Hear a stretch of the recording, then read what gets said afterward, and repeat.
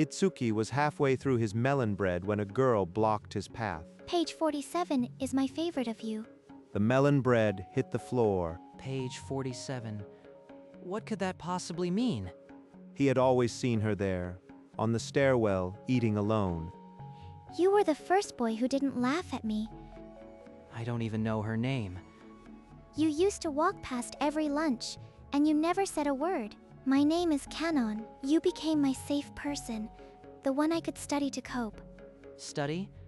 Like a science project. Everything! Your favorite drink, the way you tie your shoes.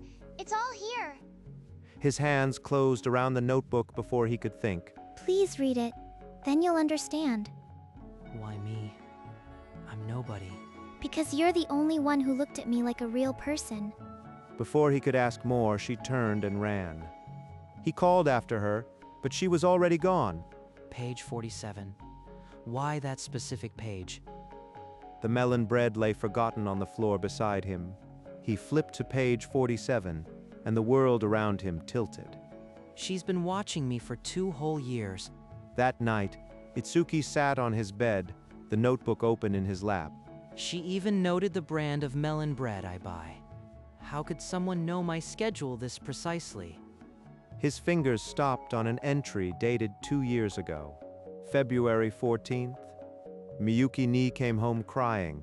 She said Isuki-kun broke up with her today. Miyuki? That name? Wait, Canon. Miyuki ne. They have the same eyes. Canon is Miyuki's little sister. He remembered the sting of that breakup. Miyuki had said he was too distant. I never thought about her again, but now her sister. Why would Canon include this? To hurt me? The notebook felt heavier now. He needed answers. Canon said she's on the stairwell every lunch. I'll find her tomorrow. Next day, Itsuki skipped his melon bread and went straight to the stairwell. Canon sat in her usual spot, bento untouched. You came. I read page 47, and a lot more. Then you know why I chose you. No, I want to know about Miyuki, your sister. You remember her? I thought you'd forgotten. How could I forget? But what does she have to do with this notebook? Everything. She's the reason I started watching you. But then, it became something else. Canon took a shaky breath, knowing the next words could push him away. Miyuki ni cried for weeks after you broke up. She talked about you constantly. I was just a quiet kid in the corner. I absorbed everything. So she built a world around my broken relationship. But the more I watched you, the less I thought about her. You were so calm. You helped a girl pick up her books once. You didn't even know her. That was nothing. Just common decency. It wasn't nothing to me. I'd never seen a boy do that without wanting something back. Her fingers shook as she opened the notebook to a different page. June 3rd. I wanted to give him the notebook today. I stood in the hallway for an hour and couldn't move. The words blurred at the edges, as if water had dried there. You've been trying to give me this for months? Every day I failed. My throat would close up. I thought you'd never know. Then my parents found it. They said I was stalking you. Stalking? Is that how they see it? They told me to throw it away. To forget you exist. But I couldn't. So I gave it to you instead before they could take it. She's risking her family for a notebook about me. I need time to process this. Will you keep it? Please? I'll keep it, but I can't promise more yet. He turned and walked down the stairs, the weight of her world pressing against his ribs. 3 days passed. Itsuki found himself climbing to the stairwell again. Canon looked up from her bento, eyes widening. You came back. I still have questions, but I didn't want you eating alone. You don't have to worry about me. But, thank you. Over the next week, their stairwell meetings became a quiet ritual. I wrote a new entry about the way you listen. You're still writing about me? I can't stop. It helps me feel connected to the world. But not everyone found their connection harmless. A girl whispered to her friend, "That's the stalker girl, right? She's been following him for years. They're calling her a stalker because of me." That afternoon, his phone buzzed with an unknown number. The message read, "Meet me at the school gates. We need to talk about Kanon, Miyuki."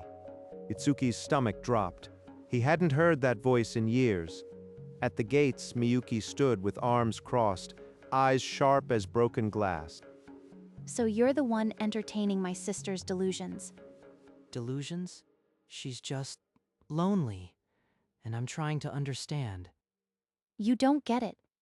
Kanon has severe social anxiety. That notebook is an obsessive crutch. Therapy helped. But now she's fixated on you. You're making it worse. I didn't ask for this.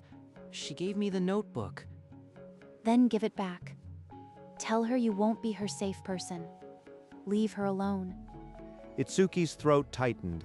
He thought of Kanon's desperate eyes, the tear-stained entry. I'll think about it, but I can't just abandon her. You don't get to think about it. You're either part of the problem or the solution. Itsuki walked away without another word, her ultimatum ringing in his ears. For the next 4 days, Itsuki avoided the stairwell entirely. Maybe Miyuki is right. Maybe I'm just making things worse. But on the 5th day, Kanon was waiting for him at the school gate. You've been avoiding me. Kanon, I needed space. Did Miyuki-ni tell you to stay away from me? She's worried. She thinks I'm hurting you. You're not hurting me. You're the only thing that calms my mind. When you stopped coming, I couldn't breathe. I thought I'd never see you again. This is the social anxiety Miyuki warned me about. It's real. Please, I need you to understand. Here, this is a new notebook. It's blank. If watching me is too strange, then write about me instead. Let it be mutual. Right? About you? Like you do for me? You don't have to show anyone.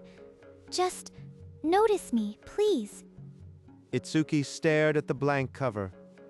It was an offer of reciprocity, not obsession. I don't know if this is healthy, but I can't just walk away. His fingers closed around the blank notebook, and Kanon exhaled as if she'd been holding her breath for days. Miyuki will never forgive me, but I can't let Kanon break alone. That night, Itsuki sat at his desk, staring at the blank notebook until moonlight crept across the wall. What do I even know about her? She's always alone, watching from the edges. Then he pressed pen to paper. Kanon makes the stairwell feel less empty. She notices everything, but she never asks for anything. The next day, he brought the notebook to the stairwell. You really wrote about me? Just a few lines. I'm not a poet. Her fingers traced his handwriting, eyes glistening. You said the stairwell feels less empty. That's how I feel about you. But from the shadowed landing below, a familiar figure stood frozen, knuckles white. That afternoon, as Itsuki left school, Miyuki grabbed his arm at the gate. I saw you with her. You're still encouraging her obsession. I'm trying something different. She gave me a blank notebook so I could write about her too. You think mutual stalking is healthy? You're feeding her delusion. It's not stalking. It's paying attention. It's what she needs to feel seen. You have no idea what she needs. Her therapist said, "Never mind. You wouldn't understand. I'm going to the school. They'll put a stop to this unhealthy situation." Go ahead. I won't abandon her. Not after she trusted me with this. You'll regret this. I'll make sure everyone knows what you're doing to her. Itsuki stood his ground, even as his heart hammered against his ribs. Then tell them, I'm not ashamed of helping someone who was drowning. You're a fool, and you're going to destroy her. What have I just started? But I can't turn back now. The rumors spread like ink, and by the next week, Kanon couldn't walk to the stairwell without whispers. They're all looking at me. The words creepy and stalker bounced off the lockers. Kanon, look at me. Breathe. I can't. They all hate me. Kanon is braver than anyone knows. She faces the world alone, but she never gives up. You wrote that? About me? But a teacher had already been summoned. Miyuki stood behind him, arms crossed like a guard. This is exactly what I meant. He's making her condition worse. No. He helps me calm down. The notebook is my way of coping. Coping? You're obsessing over a boy who doesn't care about you. I do care. That's why I'm here. Miyuki-ni, please. I know you're scared for me, but I need this. I need to try. Try to become even more dependent? To learn how to trust someone. To be seen. You can't protect me forever. The teacher shifted uncomfortably, unsure how to handle the family dispute. The teacher finally asked, "Kanon, are you sure this is helping you?" Yes, I'm more afraid of being left alone than of anything else. Fine. But when this destroys you, don't come crying to me. The teacher sighed and left them with a warning to keep the notebooks out of school hours. I did it. I actually spoke for myself. Itsuki knelt beside her, not saying a word, simply offering the notebook as an anchor. Itsuki helped her to her feet and gestured toward the staircase leading up. Let's go to the roof. Just talk. No notebooks. Can you try that? Just talking? I don't know if I can do that. But she followed him up the narrow stairs, the afternoon light growing brighter with each step. I've never been on the roof with someone. It feels huge. So, what do you like to eat besides that bento? I've never seen you with anything else. Actually, I love melon bread. I watched you eat it so many times, I had to try. She's trying. She's actually trying for me, even after everything. The laughter died when the rooftop door slammed open. Miyuki stood there, knuckles white, eyes zeroing in on Itsuki. I knew it.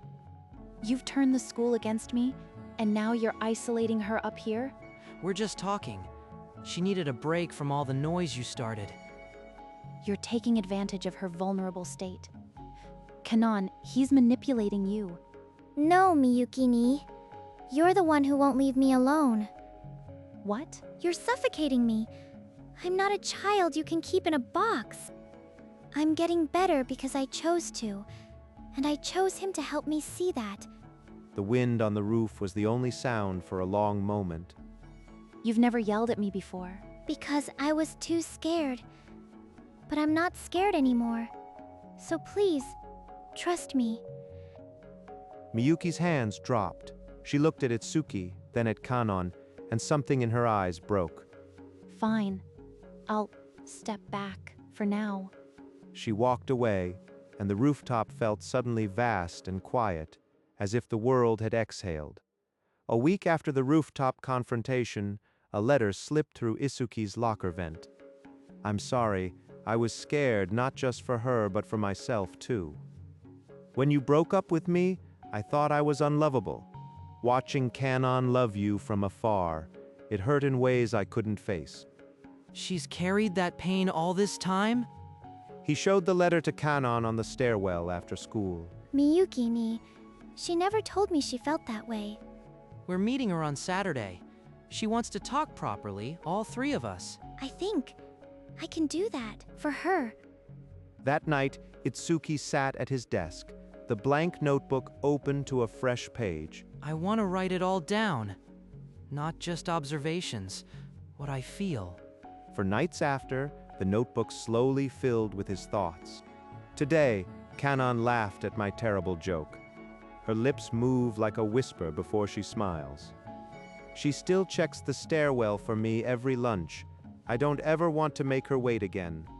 How did I live before her watching? Now, I watch her too. On the final page, he wrote the words he couldn't yet say aloud. "I like you, Kanon. Will you let me observe you forever too?" This notebook isn't mine anymore. It's hers. All of it. He closed the notebook, his heart hammering a rhythm he didn't recognize.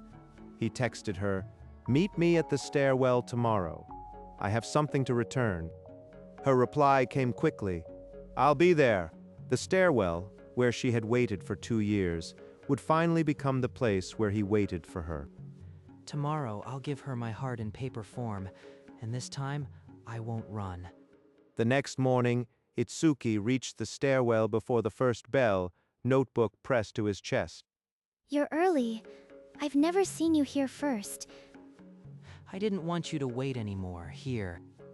She took it with trembling fingers, the same ones that had traced his life for years. His handwriting. It's everywhere. He filled the whole thing. Page by page, his words unfolded observations turned confessions. Her ears turn pink when she's embarrassed. You notice that? I notice everything about you now. Keep reading. At the final entry, her breath caught, and the notebook trembled in her hands. I like you, Kanon. Will you let me observe you forever too? I couldn't just write it. I needed to say it out loud. I like you. Itsuki, yes, yes, forever. She didn't finish. Itsuki pulled her into a hug, the notebook pressed between their hearts. This is real. She's not just a page anymore. From the landing below, a flash of light, a smartphone camera. Are they dating? The stalker girl and that boy? The whispers spread instantly. Everyone is watching. But for once, I don't want to hide. Itsuki felt her stiffen, then relax against him, her face buried in his shoulder. Let them look. We're not doing anything wrong. Within hours, the video had circulated through class group chats, captioned the stairwell confession. They're going to talk about us even more now. Then let them. I'll be right here. The stairwell was no longer just hers, it was theirs, but the old notebook still held a secret neither had reached. Days turned into weeks. The whispers grew softer, and Kanon discovered an art club where her eye for detail became a gift. Look, I drew the stairwell from memory. Do you think the shadow is right? From the club doorway, Miyuki watched her sister laugh for the first time in years. I haven't seen her like this since before Mom got sick. Itsuki found her there, leaning against the wall, tears tracing lines down her cheeks. I was so wrong about you. You didn't break her. You saved her. She saved herself. I just refused to let go. That blank notebook she gave you? I think it was her last hope. If you hadn't written back, she might have just faded away. The blank notebook was a test, and I didn't even know. Later on the stairwell, Kanon pulled the old notebook from her bag, her fingers shaking. There's a page I never showed you. The very last one. Itsuki read the tear-stained handwriting, and the world around him froze. I can't do this anymore. Before I leave, I'll give him the notebook. At least he'll know someone saw him. You were going to leave? Disappear? I had a plan. Transfer schools. Start over where nobody knew me. But I wanted to leave you a piece of me first. Page 47. You said it was your favorite. Was that the day I picked up those books? That was the day I decided to stay a little longer. Because of you. And then, the day she gave him the notebook, she had written a new line at the bottom dated that morning. P.S. He kept the notebook. Maybe I'll stay. You stayed because I kept a stupid notebook? You saw me. Even before you knew my name. That was enough. The old notebook closed, its secret finally shared. The stairwell, once a place of isolation, now held the quiet aftermath of a near goodbye. One afternoon, Kanon led Itsuki to the art club, a stack of papers clutched like treasure. I made something. A graphic novel. About us. Itsuki took the pages. The title read, The Lonely Lunch Girl. This is her life, drawn in pencil and ink. He saw the stairwell, the bento, the notebook, and a boy with melon bread. I changed the ending. It's not a goodbye anymore. The last panel showed two figures on a stairwell, sharing a bento under a window. This is beautiful. You turned everything into art. Because of you. You gave me the courage to stop just watching. Then keep creating. Maybe one day you'll publish this? He believes in me. I want to try for art school. Just then, Miyuki appeared at the door holding a picnic basket. I brought lunch. Thought we could eat together for once. Nisan, you came. Of course. And look at you publishing your own manga already. And Itsuki, I hope you're not the only model. Your face might get tired. Hey, I'm more than just a reference. I have layers. Both of you. This is really happening, isn't it? Yeah, and I'm proud of you. Both of you. They ate together, the notebooks beside them, no longer secrets, but shared memories. The lonely lunch girl had found her place, not in the shadows, but in the hearts of those who saw her. The stairwell transformed. Now it held bento boxes for 4. I can't believe you all started joining us. It's better this way. No more eating alone. Kanon's sketchbook filled with drawings of her new friends. Save some for me? I brought fruit today. Nisan, you're becoming a regular. She's just checking up on us. Maybe I just missed the stairwell. One evening, they sat on the rooftop, legs dangling over the edge. I used to think I'd never belong anywhere. Now you belong everywhere I am. The sunset painted the sky in soft grays, and they sat in silence. Later that night, Itsuki found Kanon writing in the old notebook again. I'm adding a new entry. Today was perfect. Let me see. He read. He held my hand under the stars. The notebooks, once separate, lay side by side on the stairwell step. The old one, tattered and tear-stained. The new one, with a handwritten title, Our Story. Together, they were a chronicle of 2 people who saw each other and chose to stay. The stairwell waited for tomorrow, but it was no longer lonely. The next morning, the stairwell was quiet again, but no longer empty. Kanon sat alone, waiting, but her bento was joined by a second. Itsuki arrived with melon bread, his tie loose as always. You're still here early. I wanted to see the light hit the stairs. She opened the new notebook to the first page. The handwriting was his, but the words were hers now. Day 1 of the rest of our lives. Page 1. Our story. Itsuki sat beside her, shoulder to shoulder. I'll keep studying you. But now you can borrow my notebook anytime. I'll take good notes. They laughed, and the sound filled the stairwell. The 2 notebooks lay on the step, one worn, one new. Together, they were whole. The sunlight moved, and their shadows merged. Kanon closed the old notebook for the last time. The stairwell had become their world, and they were no longer lonely. A hand reached for the new notebook, and somewhere, a bell rang, but they didn't move. The story continued, page by page. Fade to black.